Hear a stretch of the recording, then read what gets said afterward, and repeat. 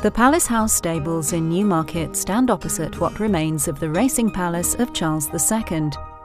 After the restoration, Charles came to Newmarket in 1666 and completed his palace on a new site by 1671 to a design by local architect William Samwell. The Palace House stables were used almost continuously for the training of racehorses from the days of Charles II right up until 1985, when Bruce Hobbs retired from training after 20 years on the site. 17 classic winners were trained from the stables between 1837 and 1926. In its heyday of the late 19th and early 20th century, Palace House was the largest training establishment in the town. In the 1880s, the Rothschilds bought the house and stables from James Godding, remodelled the house and extended the stables. They installed their trainers, Joseph Hayhoe, followed by his son Alfred, and then John Watson. In 1934, Sir Jack Jarvis leased the yard as an overflow yard. Bruce Hobbs took over in 1966 for what turned out to be the last 20 years of its life as an active training yard. Palace Voices is an oral history project undertaken for the National Horseracing Museum in Newmarket and is supported by the Heritage Lottery Fund. Volunteers were recruited to interview, edit and transcribe interviews. The interviews were conducted with people connected to the stables during its operational years and recorded their memories. These oral histories will become part of the permanent collection in the new museums planned to be built at Palace House.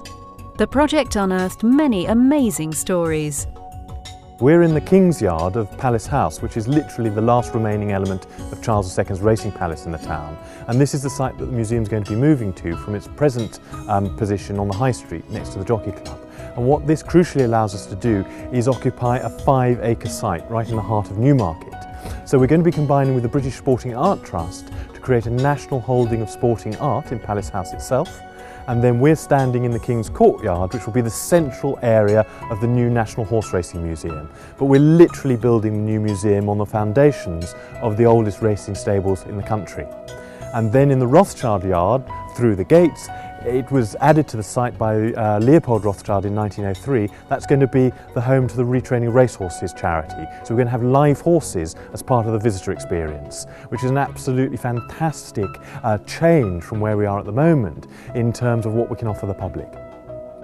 Palace Voices is a really important part of the redevelopment. What it's about is allowing us to get hold of the stories of the people that actually worked here. It's doing an incredible amount to open our eyes to some of the detailed history of how the site was used. It's answering questions that we've had for a long time in some cases about what things were for, how they were used by the people that worked here. And it's really about capturing those stories, the real authentic voice of the people that knew Palace House and its stables as a working yard. Oral history is important, I believe, because you can have the sort of documented written version of an event, but if you interview someone who was an eyewitness of the actual event and they experienced it themselves, I believe that you get the emotional side of a person's story. And also it helps to either affirm or either correct misconceptions about a period of time in history.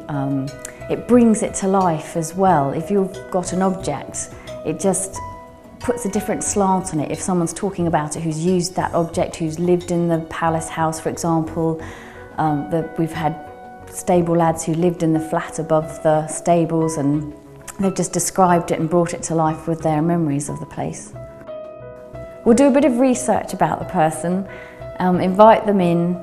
We've already got some questions that we'd like to ask and some themes that we know we want to address, and then we will put aside a quiet place and use the best practice for interviewing people. I think the sheer enthusiasm that you get, the feedback of the enthusiasm from the stable lads that we've been interviewing. You know, they're talking about their life possibly in 1940, 1950, that kind of era, and yet you still get that spark of absolute enthusiasm, and it's electric, it's absolutely fantastic. I transcribed one of the oral tapes and that was typed up and will be presented, I suppose, as part of the archive. I've also went around the yards with the cameraman, helping him to find certain locations on a beautiful sunny day. We interviewed the 5 stable lads, and that was good because there was a lot of sparking off one another, really interesting conversations being taped. Today was my first interview that I interviewed Bruce Hobbs' sister. It's been really great just to see all the theory that I've learnt while doing my degree actually put into practice, sort of seeing how history actually works. It's been amazing. You only get one chance to sort of record these things, and it's so important. As I have been trained as a historian and taught English and history for some time, so yes, I'm a great believer in oral history. I've really enjoyed seeing the stable lads who are now in their 80s, many of them, and they are still so youthful, and I've really enjoyed seeing how passionate they are about their sort of lifelong commitment to horses, horse racing, and that whole world of living in the racing world.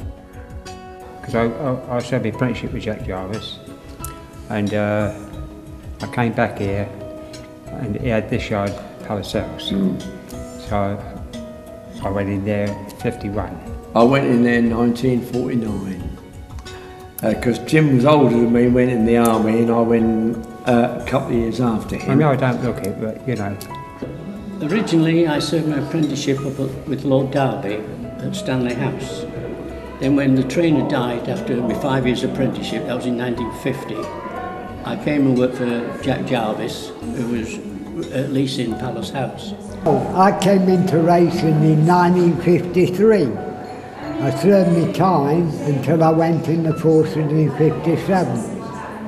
Came out of there and I came straight back into racing again. Well, we was invited down to give our response to what it was like when we were in, as to what it is today. Well, I came in when you asked for somebody to come and set the project going.